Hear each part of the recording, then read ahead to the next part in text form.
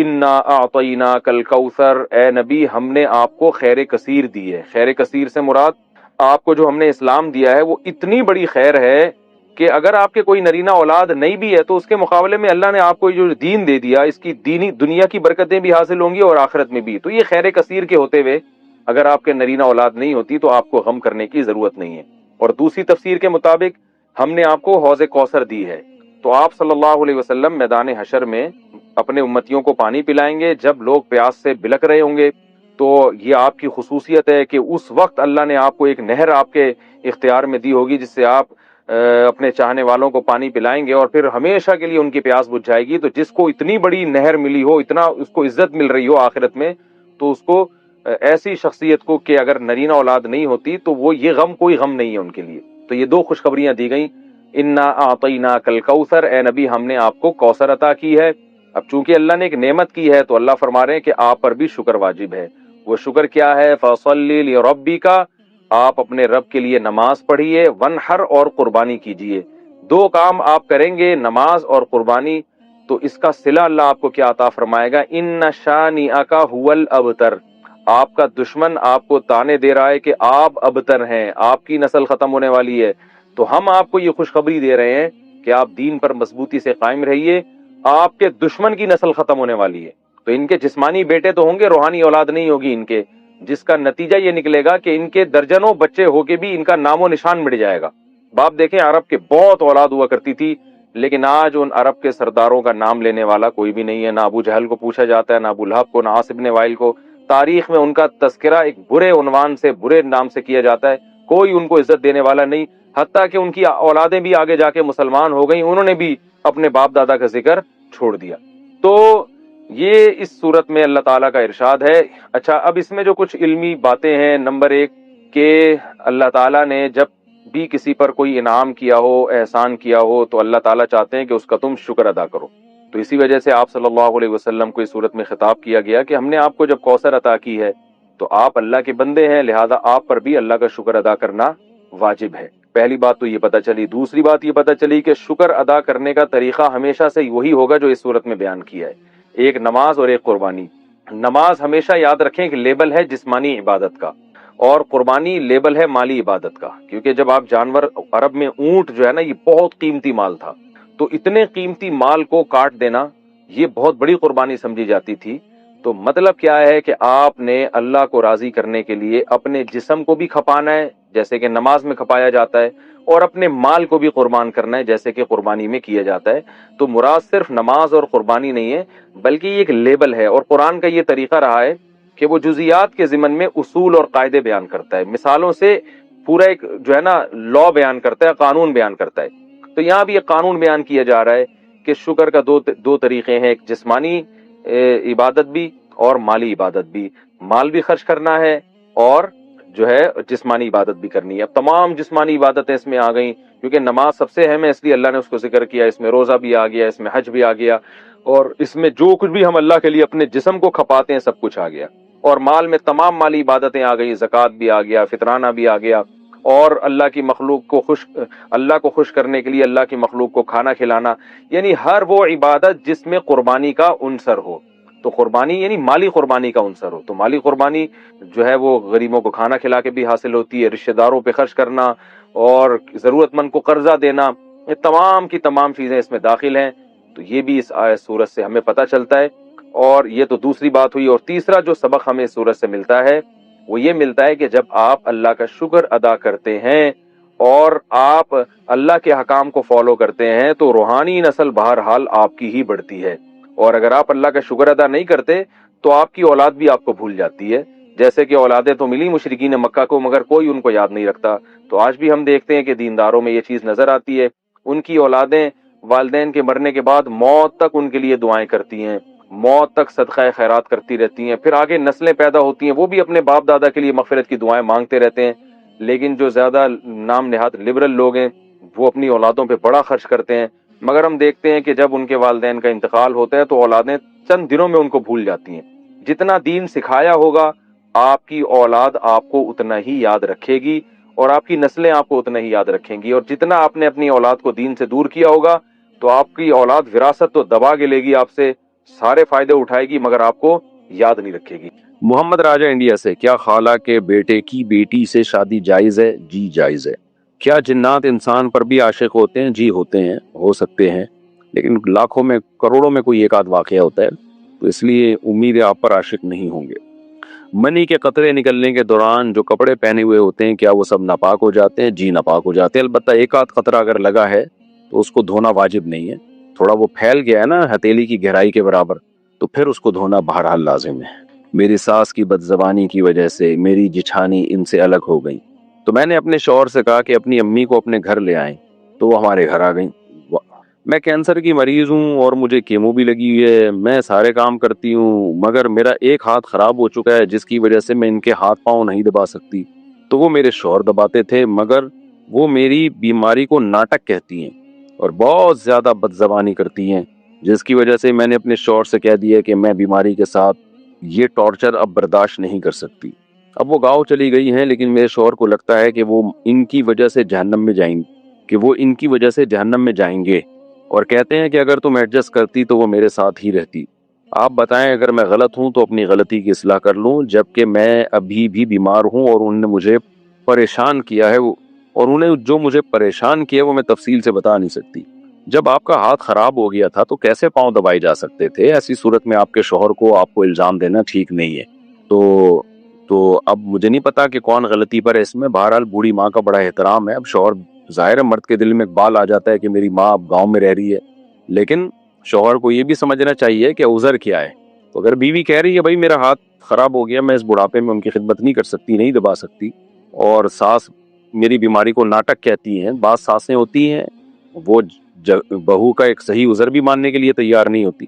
آپ کو جب پتا تھا کہ ساس بد زبان ہے اور بد زبانی کی وجہ سے جٹھانی الگ ہوئی ہیں تو آپ کو ضرورت کیا تھی کہ آپ بیل مجھے مار؟ آپ خود مشورہ دے کے اپنی ساس کو اپنے گھر لے آئیں، تو یہ لانے سے پہلے آپ کو سوال پوچھنا چاہیے تھا نا۔ بہرحال میں آپ کے شوہر کو نصیحت ہی کر سکتا ہوں کہ بھائی بیوی اگر بیچاری معذور ہے اور ساس کے تانے بہت زیادہ ہو رہے تھے تو پھر بیوی پہ ظلم نہیں کرنا چاہیے، اماں کی خدمت آپ خود کریں ایسی صورت میں، یا گاؤں میں آپ چلے جائیں کچھ دن اماں کے پاس رہیں یا فون پہ خیریت معلوم کر لیا کریں۔ بہرحال اماں کو بھی نہیں چھوڑا جا سکتا، بیگم کو بھی نہیں، خود ہی بھگتو۔ اگر کوئی عورت صرف نہاتے وقت اوپر جوڑا باندھے اور نہانے کے بعد اس کو کھول دے تو کیا یہ جائز ہے؟ اگر وہ بہت اچھی طرح عورت نے جوڑا باندھا ہے اور اس کو کھولنا اس کے لیے مشکل ہے تو وہ جوڑے کے بالوں کے اندر پانی پہنچا دے تو یہ کافی ہے، تو پھر وہ بعد میں بھی بے شک کھول لے تو بھی غسل اس کا ہو جائے گا۔ لیکن اس کی یہ غلط چیز ہے نا کہ آپ کو صرف نہانے سے بالوں کو گیلا کرنے سے بچنے کے لیے آپ جوڑا باندھ رہے ہیں، تو جوڑا تو اس لیے شریعت نے حکم دیا، عورت کو جوڑا باندھ کے غسل کرنے کی اجازت اس لیے دی کہ جوڑے کا کھولنا اور دوبارہ باندھنا بڑا مشکل ہوتا ہے، یہاں تو باندھنا کھولنا بہت آسان ہے عورت کے لیے، تو اس لیے بہرحال یہ ناپسندیدہ عمل ہے، اس کو چاہیے کہ ایک دفعہ پراپر نہا لے اس کے بعد جوڑا باندھ دے۔ گرمی میں 3 دن کی قضا نماز اگر میں 3 دن کی قضا نماز ایک ساتھ پڑھوں تو کیا وتر ہر عشاء کے ساتھ پڑھنے ہوں گے یا ایک ساتھ سارے وتر بھی پڑھ سکتے ہیں؟ جی وتر الگ سے پڑھ سکتے ہیں آپ، عشاء کے ساتھ ضروری نہیں ہے، جو قضا نمازوں کی بات کر رہا ہوں تو ساری عشاء ایک دفعہ نمٹا دیں پھر سارے وتر ایک دفعہ نمٹا دیں۔ سیف صاحب انڈیا سے، اگر پیسے گر جائیں تو کیا انہیں اٹھا کر چومنا چاہیے؟ نہیں بھائی، بس ایسے ہی رکھ لیں جیب میں۔ اگر لڑکی موبائل پر لڑکے سے کہے کہ اپنا نکاح مجھ سے کر لو اور وہ لڑکی کی طرف سے گواہوں کے سامنے قبول کر لے تو کیا نکاح ہو جائے گا؟ نہیں ہوگا۔ خاتون نے پوچھا ہے جی میرے شوہر تمباکو کھاتے ہیں اور مجھے اس کی بو سے نفرت ہے، جب وہ تمباکو کھاتے ہیں تو میرا ان سے بات کرنے کا بھی دل نہیں چاہتا، میں کیا کروں؟ وہ آپ کا بیان بھی شوق سے سنتے ہیں، آپ ان کو بتائیں نبی صلی اللہ علیہ وسلم نے فرمایا المسلم من سلم المسلمون باللسانہ ویدہ، نبی نے فرمایا مسلمان وہ ہے جس کی زبان اور ہاتھ کے شر سے دوسرے مسلمان محفوظ رہیں۔ تو یہ اجنبی مسلمانوں کو تکلیف دینا جب اتنا بڑا عذاب ہے تو اپنی زوجہ کو تکلیف دینا تو اور بھی زیادہ بڑا گناہ ہے، تو قطع رحمی میں آتی ہے یہ چیز۔ اور بدبو تو ایک ایسی چیز ہے جس سے نبی صلی اللہ علیہ وسلم بہت شدید نفرت کیا کرتے تھے، تو ہمیں نبی کو فالو کرنے کا حکم ہے، اس سے پتہ چلا ہمیں بھی بدبو سے نفرت ہونی چاہیے۔ تو اگر شوہر کو تمباکو کھانے کی عادت ہے بھی تو ان کو چاہیے کہ وہ گھر میں جب گھر سے باہر جا کے کھا لیا کریں، یہ کہیں کونے پہ بیٹھ کے کھا لیں، اس کے بعد منہ اچھی طرح دھوئیں، صاف کریں تاکہ اس کی اسمیل منہ میں نہ رہے۔ حقیقت یہی ہے کہ جن کو تمباکو سے بو سے نفرت ہے وہ بہت زیادہ تمباکو والوں سے ٹینشن میں جاتے ہیں، لیکن تمباکو والے اس چیز کا خیال نہیں کرتے، تو گناہ کی بات ہے، اپنی نیکیاں برباد کرنے کی بات ہے۔ مصلی پر ایک طرف موبائل رکھ کر نماز پڑھنا کیسا ہے؟ کہاں رکھیں بھائی؟ ایک طرف ہی پڑھ کے نماز پڑھتے ہیں اور موبائل رکھ کے نماز پڑھتے ہیں، دو طرف تو رکھ نہیں سکتے میرا خیال ہے۔ بہرحال ایک طرف رکھ لیں، نماز پڑھ لیں، کچھ نہیں ہوتا۔ شبینہ اعظمی انڈیا سے، اگر کوئی طلاق شدہ عورت شدید مجبوری کی وجہ سے عدت نہ، اسی صورت میں پھر وہ طلاق یافتہ عورت کمانے کے لیے مجبوری میں نکل سکتی ہے، بغیر زینت کے نکلے، کمائے، اور جو ہے وہ دن دن میں کمائے، اور پھر فوراً جیسے ہی ٹائم ختم ہو فوراً واپس آ جائے، یعنی کمانے کا جو بھی اس کا ٹائم تھا وہ فوراً واپس آ جائے۔ تو شدید مجبوری کا مطلب ایسی مجبوری میں عدت تو پھر بھی گزارنی پڑے گی، لیکن کس طرح سے گزارنی پڑے گی وہ شریعت نے تخفیف کر دی ہے، اس میں آسانی کر دی ہے۔ تو لیکن عورت پر عدت بہرحال گزارنا شوہر کے گھر لازم ہے۔ میں شادی شدہ ہوں اور ہماری شادی کو 10 سال ہو چکے ہیں، میں اپنے شوہر سے بہت خوش ہوں، مگر میرے والدین میرے شوہر سے بہت لڑتے ہیں اور مجھے ان کے خلاف جھوٹی باتیں بتاتے ہیں، اور مجھے کہہ رہے ہیں کہ تیرا شوہر ہمیں کھا گیا اور تو ہمارے لیے مر گئی، مجھے کیا کرنا چاہیے؟ پہلی دفعہ سنا ہے کہ جی بیوی اپنے شوہر سے خوش ہے لیکن بیوی کے والدین خوش نہیں ہیں داماد سے۔ تو دیکھیں آپ کے شوہر نے کیا کیا ہے، ایسا تو نہیں ساس سسر سے پیسے لے کے کھا گئے ہوں۔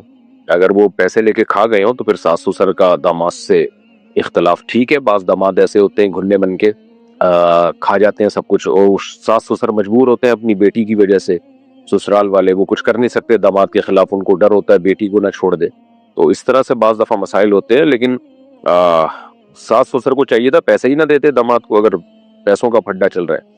اگر بہرحال پیسوں کا نہیں ہے تو پھر ان کا کیا لینا دینا بھائی ان کے پرسنل معاملات میں، تو آپ کو چاہیے آپ اپنے شوہر کو فیور دیا کریں، کیونکہ شادی کے بعد عورت پر اس کے شوہر کا حق اس کے والدین سے زیادہ ہے۔ ہمیں آخرت کے لیے کون سی نیکیاں جمع کرنی چاہیے؟ ایک فرض نماز سے کتنی نیکیاں ملتی ہیں؟ دیکھیں ہمیں ہر طرح کی نیکیاں جمع کرنی چاہیے، نیکیوں کی مختلف قسمیں ہیں۔ نماز میں الگ طرح کا ثواب ملتا ہے، روزے میں الگ طرح کا ثواب ملتا ہے، حدیث میں آتا ہے ایک دروازہ ہی اللہ نے روزے داروں کے لیے جنت میں خاص کر دیا ہے جس کا نام ہے باب الریان، جو سیراب کرنے والا۔ تو ہر نیکی کا ایک الگ ثواب ہے۔ صدقہ اللہ کے غضب کو ٹالتا ہے، یہ بھی تو صدقے کا ثواب ہے۔ اللہ کے غضب کو ٹھنڈا کرنا ہے، کوئی گناہ غلطی سے ہو گیا آپ سے، توبہ بھی استغفار بھی کریں اور صدقہ کریں، کیونکہ جو اللہ کو غضب آیا نا گناہ کی وجہ سے وہ صدقے سے ٹھنڈا ہوتا ہے۔ غریب کی مدد کریں گے، اس کا پیٹ بھریں گے بھوکے کا، تو اللہ کو بھی آپ پہ ترس آئے گا قیامت کے دن۔ تو بہت ساری نیکیاں، اس لیے علماء کہتے ہیں ہر طرح کی نیکیاں جمع کرنی چاہیے ہمیں، نماز کی بھی، نفل نماز کی بھی، صدقے کی بھی، تلاوت کی بھی، ماں باپ کے ساتھ حسن سلوک کی بھی، رشتہ داری جوڑنے کی بھی، تو ہر نیکی کی الگ حیثیت ہے۔ انصاف قائم کرنے کے لیے ظالموں کی ٹارگٹ کلنگ کرنا کیسا ہے جبکہ قانون بھی ان کا کچھ نہیں بگاڑ سکتا ہو؟ دیکھیں جس شخص کے بارے میں 100% یقین ہو کہ یہ ڈکیتیاں کر رہا ہے، لوگوں کو قتل کر رہا ہے، اور قانون اپنی ذمہ داری پوری نہ کر رہا ہو اور عوام میں سے کسی نے اٹھ کے اس کو قتل کر دیا، تو آخرت میں اس شخص پر کوئی گناہ نہیں ہوگا بلکہ ثواب ملے گا۔ لیکن عوام کو اس طرح کی اجازت اس لیے نہیں دی جاتی کہ عوام پھر اپنی ذاتی دشمنیاں بھی نکالنا شروع کر دیتی ہے۔ آپ نے کسی کو مار دیا ذاتی دشمنی کی بیس پہ، کل مفتی کے سامنے بیان دو گے یا کسی کے سامنے بیان دو گے کہ بھائی یہ تو ڈاکو تھا، تو اس لیے انتظامی معاملات کی وجہ سے عوام کو منع کیا جاتا ہے۔ لیکن آخرت میں اس کو اگر 100% یقین تھا نا کہ یہ واقعی ڈاکو ہے اور لوگوں میں فساد پھیلا رہا ہے، اور فساد کا مطلب زبان کا فساد نہیں بلکہ قتل و غارت کر رہا ہے، جیسے بعض علاقوں میں ہوتے ہیں کچے کے ڈاکو اور اس ٹائپ کے ڈاکو جو ہے نا، تو وہ لوٹ مار مچائی بھی ہوتی ہے اور حکومت ان کا کچھ بگاڑ ہی نہیں سک رہی ہوتی، یا سختی چاہتی نہیں ہے حکومت ان کو ختم کرنا۔ تو دونوں صورتوں میں عامی آدمی میں سے کسی نے اگر اس کو قتل کر دیا تو آخرت میں بہرحال حساب نہیں ہوگا، لیکن دنیا میں اگر آپ پکڑے گئے قانون کے ہاتھوں تو قانون تو پھر آپ کو جو بھی ملک کا قانون بنا ہوا ہے وہ سزا دے سکتا ہے۔ لیکن آخرت میں بہرحال نہ صرف یہ کہ عذاب نہیں ہوگا بلکہ بہت زیادہ ثواب ہوگا عوام کو ایک عذاب سے بچانے کا۔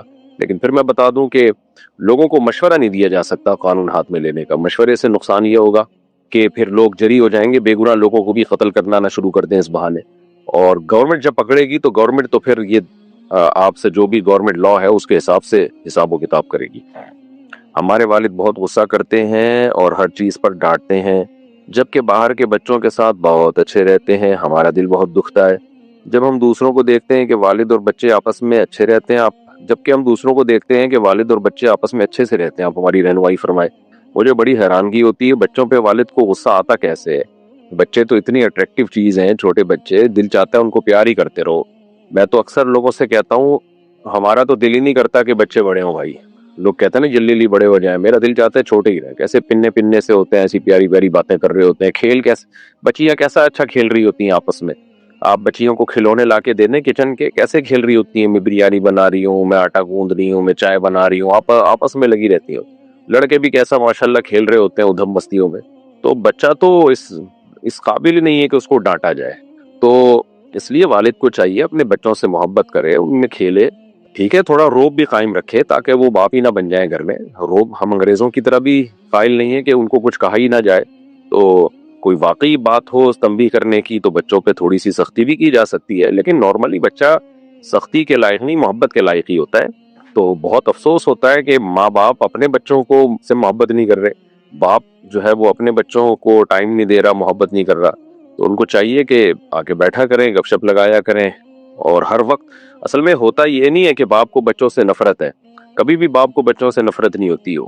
باپ میں اصل میں تربیت کا غلبہ ہوتا ہے کہ میں نے اپنے بچوں کو بالکل سیدھا چلانا ہے، ٹھیک کرنا ہے. تو یہ بھی محبت ہی ہوتی ہے. لیکن اب اس محبت کی وجہ سے بجائے بچے سدھرنے کے بگڑنا شروع ہو جاتے ہیں، کیونکہ آپ ہر وقت تربیت ہی میں لگے رہتے ہو. تو جب باپ گھر میں آتا ہے نا، اس کو چھوٹی چھوٹی بچوں کی غلطیاں بری لگتی ہیں. اس لیے نہیں کہ اس کو بچوں سے نفرت ہے، اس لیے کہ وہ چاہتا ہے میرے بچے بالکل صراط مستقیم پہ چلیں، بہت ہی خاندانی بچے کہلائیں یہ. تو یہ محبت ہی کی وجہ سے باپ کی خواہش ہوتی ہے. لیکن اب اس محبت میں وہ کیا کرتے ہیں کہ ہر وقت ڈانٹ ڈپٹ، تربیت یوں ایسے نہیں ویسے، ہر وقت الٹ پٹانگ ان کو تانے دینا. تو بچوں میں تھوڑی اتنی سمجھ ہوتی ہے، بچے سمجھتے ہیں ابا ہمارا جو ہے نا وہ ظالم ہے.